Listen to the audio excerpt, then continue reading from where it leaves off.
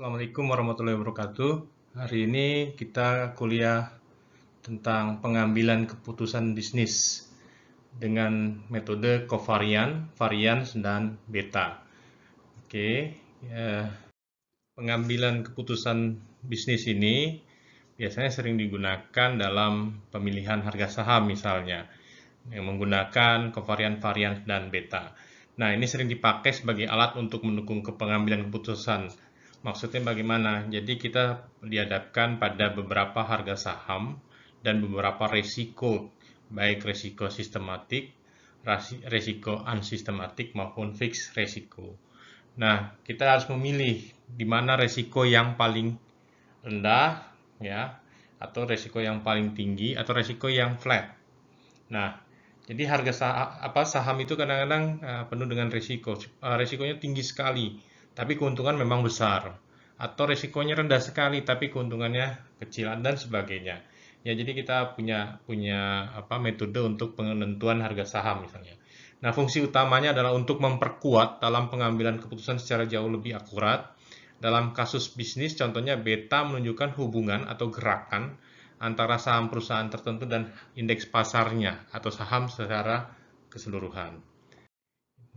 Nah, di sini kita lihat systematic risk, ya, systematic risk itu yang mana ini, ya. Jadi ini dari bawah sampai ke fixed risk, ya, systematic risk.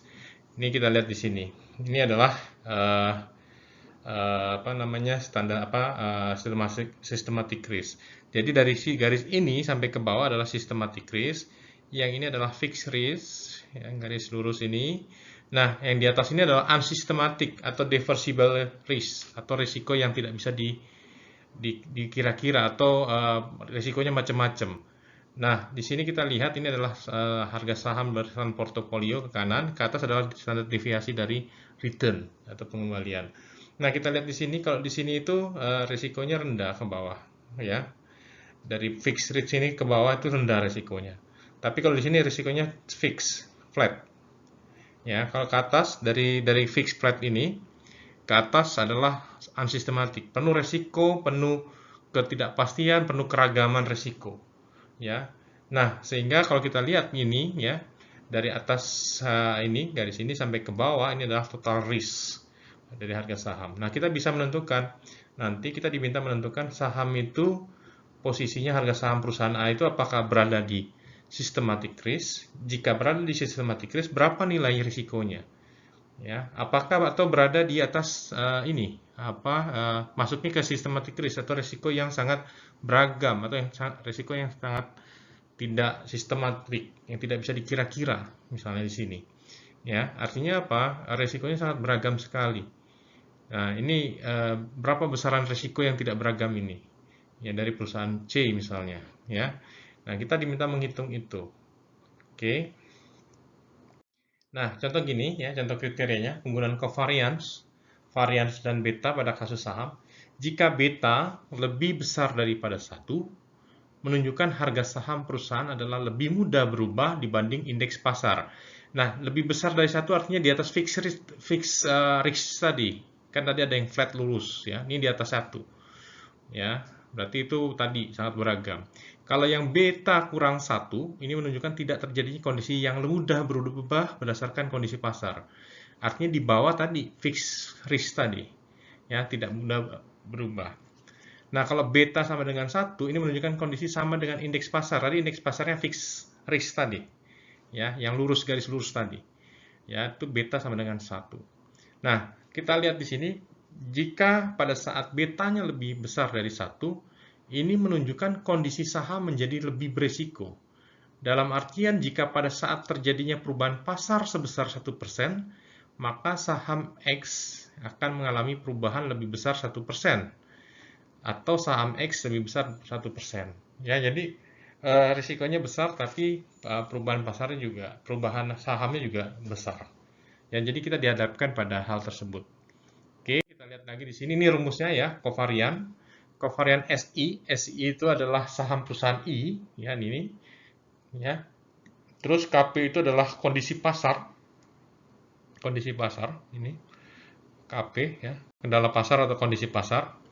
Nah, sama dengan SIT berarti saham perusahaan pada tahun T. Ya, apakah 2010, 2011 dan seterusnya. Nah, ini dikurang dengan SI, ada garis di atasnya atau SI rata-rata atau saham perusahaan rata-rata dari sepanjang tahun tadi. Ya.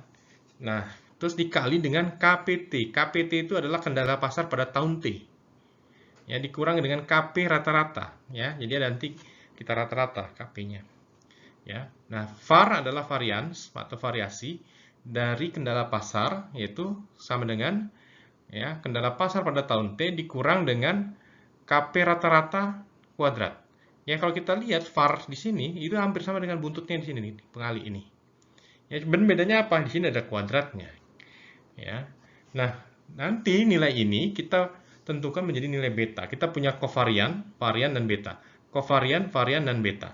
Nah, sekarang kita cari nilai beta dari saham perusahaan ke I. Ya, beta perusahaan ke I, pergerakannya. Ya, sama dengan sigma kovarian SI KP.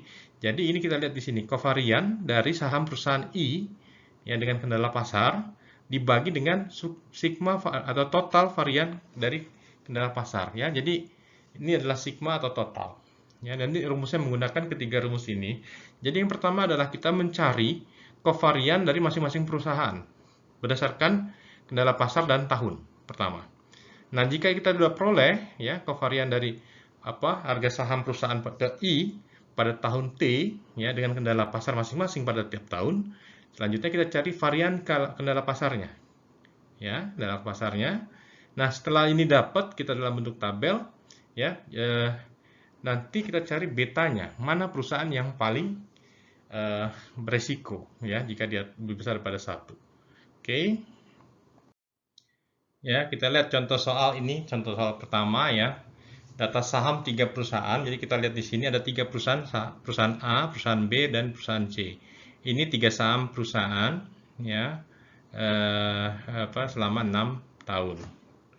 Kita lihat di sini ya, kita lihat di sini masing-masing perusahaan ya itu memiliki harga saham berbeda-beda. Kita lihat di sini, harga sahamnya berbeda-beda. Ya. Kita lihat tahun 2012 harga saham A indeksnya 3,5, 2013 4,5 dan seterusnya. Saham B tahun 2012 3,0, 2013 3,5 ya. Jadi kita lihat ya fluktuasinya saham B ini dari tahun ke tahun kayaknya turun ya, turun. Terus ini juga turun terus naik lagi kalau saham A. Kalau saham C ya turun naik lagi. Ya, ini dengan kondisi pasar. Oke, nah berdasarkan data pada tabel di atas, tentukan saham perusahaan mana yang layak untuk dipilih. Jadi Anda diminta untuk mencari nilai beta ya, yang mana gitu ya. Oke, kita lihat di sini. Ya, jadi nanti Anda membuat tabel seperti ini. Jangan lupa di sini buat rata-ratanya dulu. Ya, dibuat rata-rata yang merah ini. Ya, jadi tadi tabel yang ada Anda buat rata-ratanya ini, ya. Anda buat rata-rata. Ya, setelah itu Anda hitung kovariannya. Ya, kovarian untuk perusahaan saham A, ya, kovarian untuk saham B, kovarian untuk saham C. Nah, itu tadi rumus kovariannya. Ini, ya, untuk perusahaan saham A, saham B, saham C. Nah, untuk varian kondisi pasarnya ya Anda hitung di sini. Ini dimasuk ke sini ya. Jadi nanti Anda coba masukkan rumusnya. Jadi gini caranya ya. Nah, ini untuk total ini sengaja saya berikan dulu ya. Ya, sebenarnya ini nanti dicari dari mana? Dari ini di total. Kalau ini rata-rata yang ini di total ya. Oke, nah cara mencari yang 2012 kovarian saham A ya. Tahun 2012 caranya bagaimana? Kita lihat di sini. 3,5 gitu ya. Kan rumusnya ini SIT berarti saham perusahaan A pada tahun T, tahun 2012. 3,5 dikurang 3,75 karena di sini mintanya adalah SIT rata-rata. Ya, rata-ratanya kan ini. Saham perusahaan A kan 3,75. Ya, berarti 3,5 kurang 3,75. Hasilnya 0,25. Ya kan? Nah, terus dikali KPT. KPT-nya mana ini? KPT. Ya, 3,5 dikurang dengan KP rata-rata 4,13. Ya, sehingga 3,5 di sini ya, terus dikurang 3,75 dikali dengan 3,5 dikurang 4,13. Nah, masukin ke sini angka ini. Gitu ya. Dan seterusnya, 4,5 kurang 3,75 ya. Terus ininya sama, pasti sama dari tahun ke tahun. Ya, setelah itu masukkan ke sini. Nah, untuk variannya ya kita lihat di sini 3,5 dikurang 4,13 ya kan? Karena KPT berarti 3,5 kurang 4,13 dikuadratkan. Nah, yang kedua 4,0 dikurang 4,13 dikuadratkan dan seterusnya masuk ke sini. Ya. Jadi saham A masuk ini, rumusnya ini, ya ingat ya, pembatasnya adalah saham C ini. Ya, varian ini var untuk kondisi pasar itu masuknya ke sini, ya. Jangan dicampur-campur. Nah, nanti masing-masing ini kolom di jumlah totalnya dapatnya ini. Ya, kolom A, saham A muncul totalnya ini, saham B muncul totalnya ini, saham C muncul totalnya ini. Ya, untuk var KP muncul totalnya ini. Ya. Nah, nanti dari sini total ini kan total. Ini kan total kovarian SI, berarti total varian ke perusahaan A itu ya saham A dibagi dengan total var KP, berarti min 0,05 dibagi 0,933 hasilnya di sini. Ya. 0,07 ya dibagi dengan 0,933 hasilnya di sini. Ya, min 0,647 dibagi 0,933 hasilnya di sini. Nanti Anda harus menentukan mana yang dipilih pergerakannya. Ya, ini nanti Anda harus membuat tabel seperti ini ya, tapi di slide berikut saya coba merinci cara menghitung untuk masing-masing tabel per tahun. Ya, masing-masing kolom per tahun ya. Jadi nanti Anda ikutin, tinggal masukin angkanya ke sini. Ya, contohnya ini. SA dapat 0,158 dimasukin tadi. Ya kan 3,5 min 3,75 gitu ya. Nah, yang perlu Anda perhatikan apa? Untuk semua ini sama lihat nih. Yang ini sama. Ya, sehingga Anda sebenarnya nggak perlu menghitung berulang-ulang di kalkulator itu ya. Ya. Jadi Anda lihat di sini. Yang 4,13 ini sama. Ya, ini sama nih untuk perusahaan A sampai perusahaan C ini sama pembaginya. Ya. Nah, di sini untuk A saja sama semua ini. Ya. Ini untuk B saja sama semua gitu ya. Nah, ini juga sama. Tinggal ngambil dari mana ini? Ya kan? Terus dikuadratkan. Ya, masukin ke dalam tabel ya. Kovarian 2012 SA tadi masuk ke kovarian tahun 2012 dimasukin angkanya 0,158 dan seterusnya ya. Nah, untuk nyari nilai beta tadi ini ya, tinggal cari totalnya. Totalnya kan tadi ketemu min 0,050. Ya, dibagi 0,933 hasilnya adalah ini. Untuk saham A, beta saham A. Ini saham B, ya, dan seterusnya. Nah, setelah itu ini dimasukkan hasilnya seperti ini. Masing-masing ini dimasukkan hasil seperti ini. Ya, tadi kan dimasukin, ya. Setelah dihitung tahun 2012 0,158, ya kan? Nah, dimasukin angkanya semua. Nah, setelah itu masukkan ke dalam rumus min 0,05 dibagi 0,933 hasilnya adalah ini. Ya, saham B ya 0,007 dibagi 0,933 hasilnya adalah ini. Ya. Terus min 0,647 dibagi 0,933 hasilnya adalah ini. Oke. Nah, oke, kita lihat hasil beta yang diperoleh dari masing-masing saham perusahaan A, perusahaan B maupun perusahaan C, semuanya berada pada kriteria di bawah 1. Artinya menunjukkan tidak terjadi kondisi yang mudah berubah berdasarkan kondisi pasar. Nah, kita lihat di sini, pada saat ini nilai seluruh saham memiliki nilai beta kurang dari 1, menunjukkan tidak terjadinya kondisi yang mudah berubah berdasarkan kondisi pasar. Artinya apa? Artinya semua memiliki resiko yang rendah dan sistematik, atau dapat dikira-kira risikonya. Namun sekali lagi, return yang dihasilkan juga rendah. Kenapa?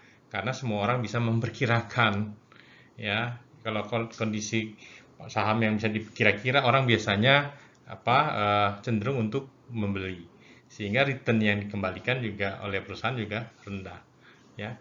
Contohnya seperti itu. Ya, itulah kondisi seperti itulah dari ketiga perusahaan ini.